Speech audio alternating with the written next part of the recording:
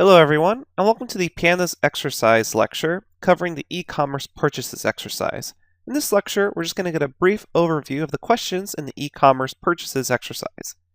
As a quick note, if you're looking for the files in Notebook, they're located under the Python for Data Analysis folder underneath pandas, and then pandas exercises is a folder that contains both the notebook, the solutions notebook, and the e-commerce data file itself, the CSV file. Alright. Let's go ahead and jump to the Jupyter Notebook with the questions for this exercise. Alright, here I am at the actual folder, Pandas Exercises. I'm going to go ahead and click on Ecommerce Purchases Exercise and open up that notebook in a new tab.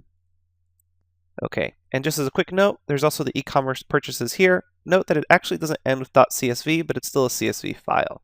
Let's go ahead and check out our e-commerce purchases exercise and just go through it.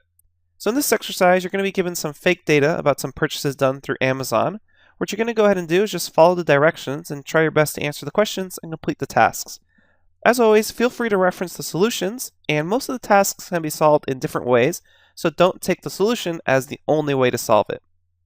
Also, please excuse anything that doesn't actually make sense as far as a real-world data frame, because all of this data is just fake and made up. So you'll see some credit card information. That's all fake. Don't worry about it.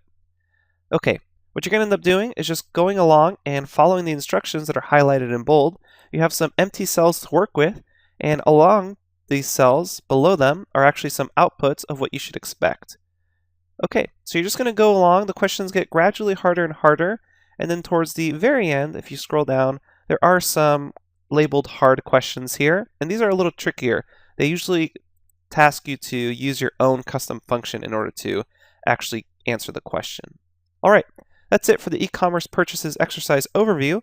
Coming up next are the actual walkthrough for the solutions to this exercise. Thanks everyone, and I'll see you at the next lecture.